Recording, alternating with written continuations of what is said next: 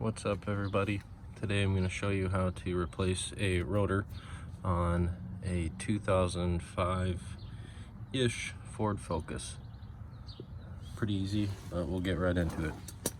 So obviously start by pulling the wheel, and then, here's the back of the caliper. I'm going to start by pulling the plug off of there and off of the top side. That will gain access to a Allen type fitting or bolt that goes into there. So I'll show you which one. So I have one set up on my ratchet. I don't know, it says number 7. I'm not entirely sure what that means, but you're just gonna fit it in there. Obviously make sure you're going the right way. Break that loose. It's not too bad. You know, mine's rusted to crap because they got the cover on there. Seems to make it last a little longer.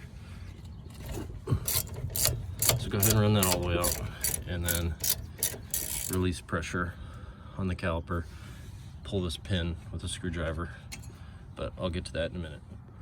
Alright, so you get your flat screwdriver to peel this guy off. Pretty straightforward. Keep that. Then we're going to want to release pressure. So I'm going to pry on the caliper itself. Sorry, the camera, man, isn't doing so hot. So see how that's releasing that pressure? You don't got to overdo it, but just loosen it up. And that'll come on off. I definitely need new pads.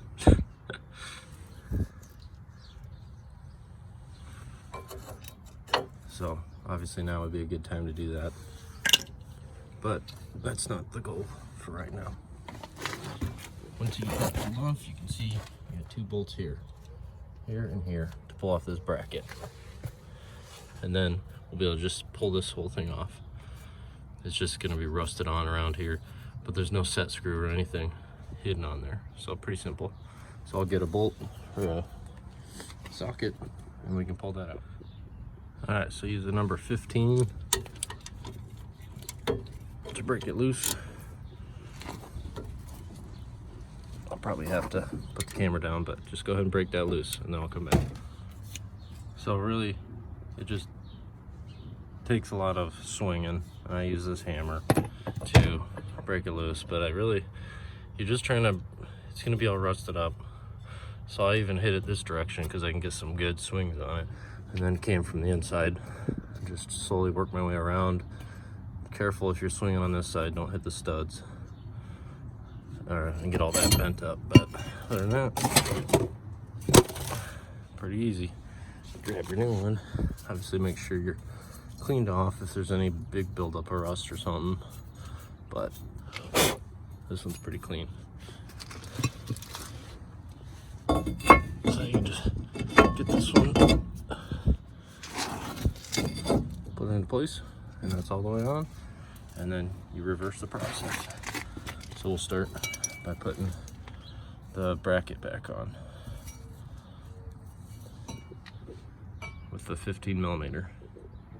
So before I get too far, I want to replace my brake pads and get those back on. So what we need to do is compress the cylinder so that to make room, because the size difference between this and this is quite significant. So let's do that.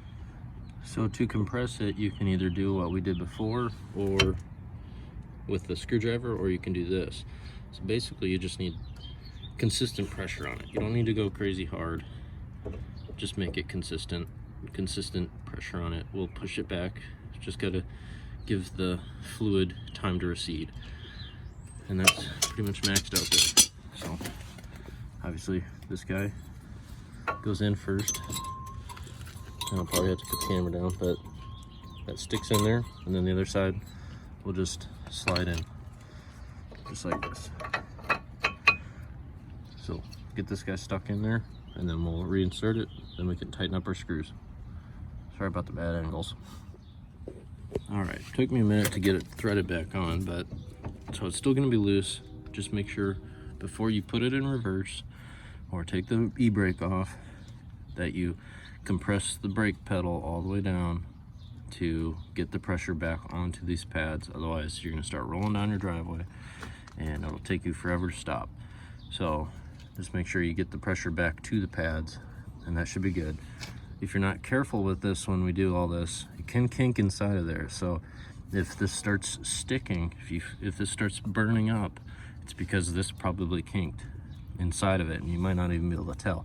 So then you'll need to replace the flex hose to your brake line or to your caliper from your brake line. So basically that's it. Make sure you put your little caps back on.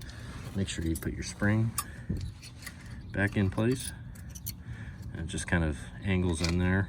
Like tap it in with a ratchet or something, and you should be good. Other than that, throw your wheel back on. Make sure you torque it down after driving for a little while, and that's it. Hope this helped. Thanks.